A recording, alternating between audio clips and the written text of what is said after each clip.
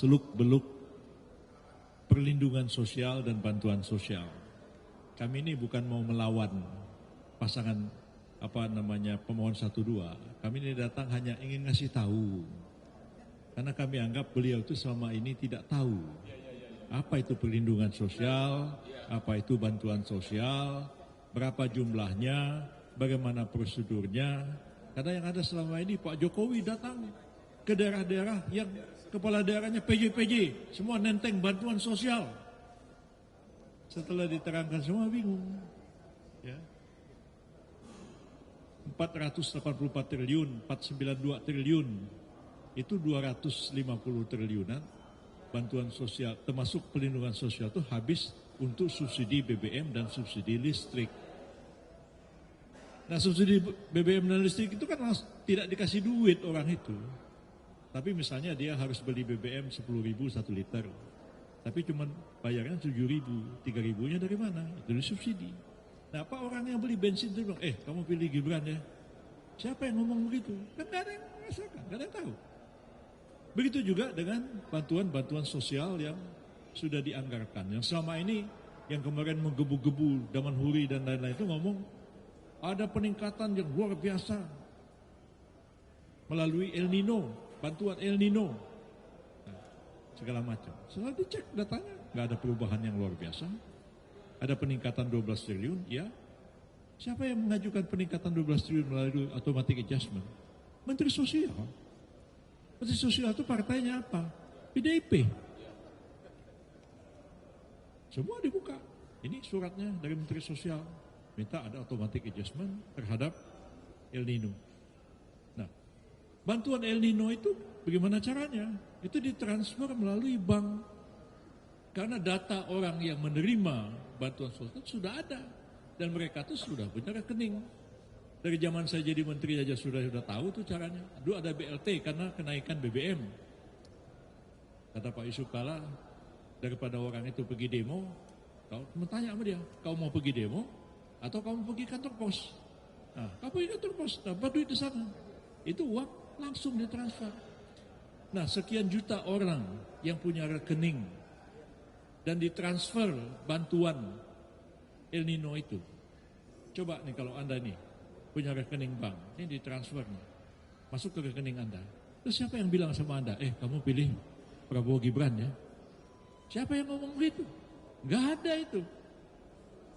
Dia mau milih siapa ya terserah.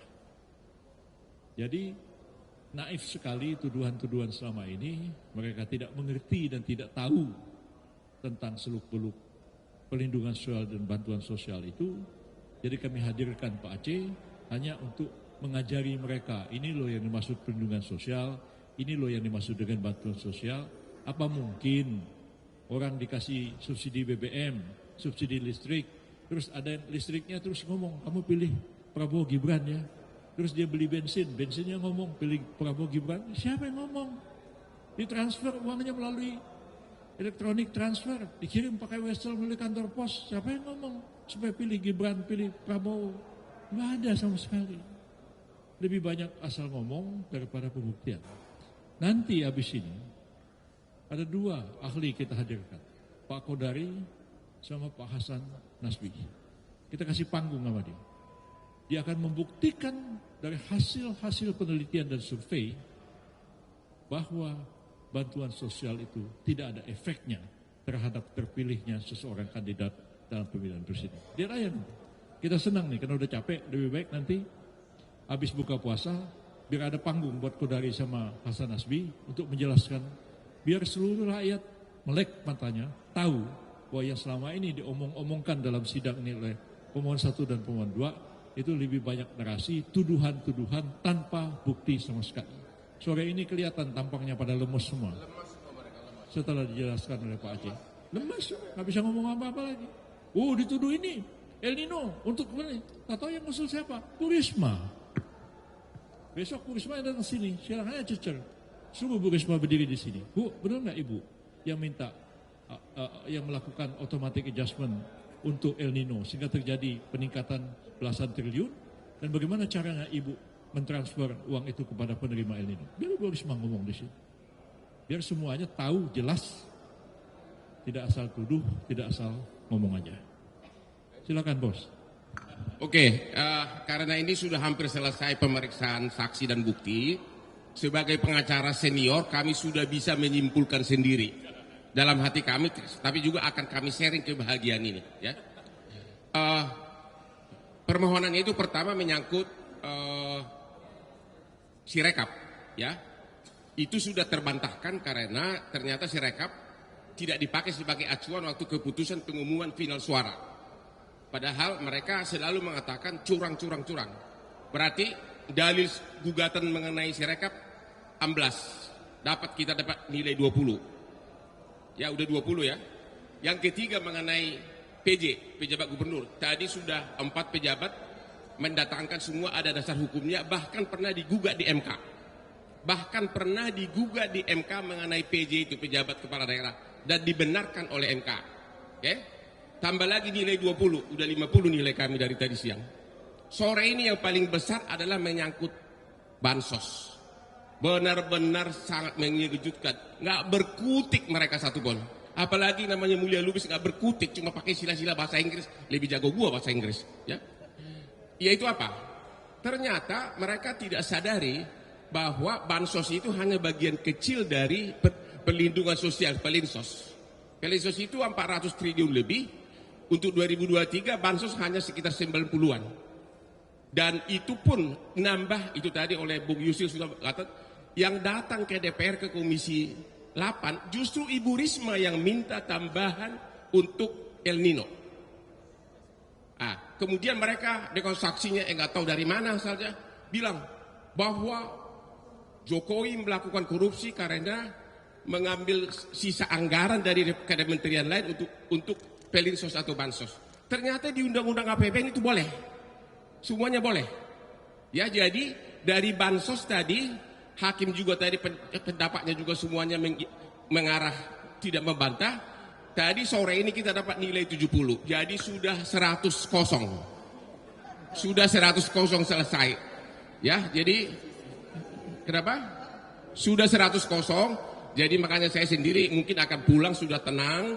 Sudah 100 kosong, 01, yang satu lagi, yang sayang tadi si Bambang nggak ada, yang suka bilang gua hot man, katanya. Ternyata kalau Jokowi datang ke daerah itu bagi-bagi sembako bukan dari kantong pribadi, tapi itu dari DTKS, Dana Kesejahteraan Terpadu dari Kementerian Sosial yang nama-namanya sudah ada. Hanya Jokowi secara simbolik di 20 titik membagi-bagi, tapi dari bansos yang sudah masuk dalam anggaran, dan mereka tidak tahu itu. Jadi kalau ke daerah Jokowi itu bukan pakai duit sendiri, itu dari yang sudah ada di anggaran, bahkan namanya pun ada di daftar di TKS tadi itu, daftar terpadu yang sudah disetujui. Jadi semuanya sudah gugur. Saya sudah bisa pulang sebentar lagi dengan tenang. Sayonara Bambang, sayonara siapa lagi? Apa? Iya nggak apa, saya udah yakin menang, untuk apa lagi? Cukup lah ya. Jadi sudah 100 kosong. Silakan. Ya, jadi teman-teman saya nggak panjang-panjang karena sudah jelaskan tadi, tapi ada 2 poin penting. Tadi kan sudah jelaskan tentang PJ dan bansos.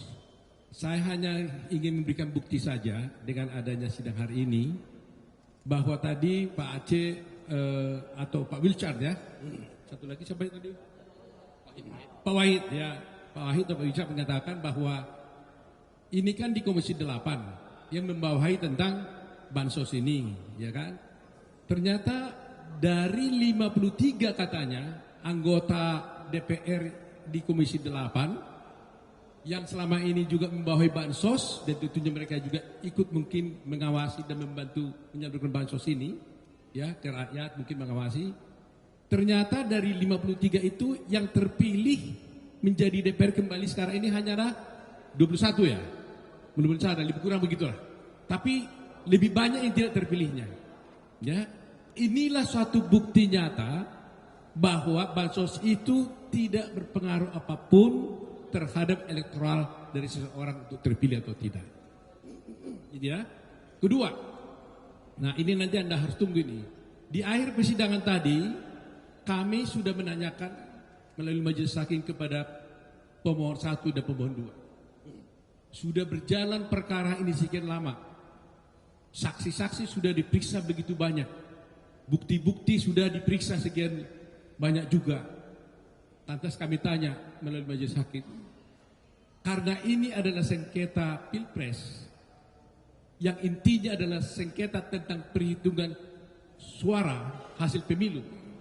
Saya tanya, sekarang sebenarnya berapa sebenarnya jumlah suara yang diperoleh oleh pemohon 1, pemohon 2, yaitu paslon 1 dan paslon 3, ya, berapa jumlah suaranya dan berapa yang menurut mereka jumlah suara yang tidak benar terhadap kami punya, dan berapa sebenarnya yang benar menurut mereka.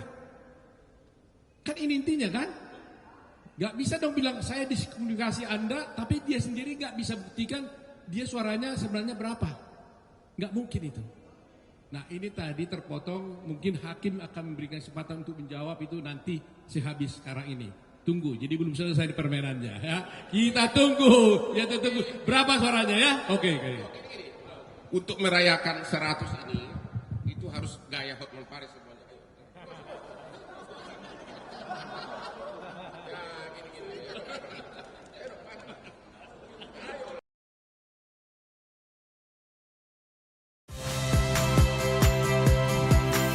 Saya Ihsan Sitorus. Saksikan program-program Kompas TV melalui siaran digital, pay TV, dan media streaming lainnya. Kompas TV, independen, terpercaya.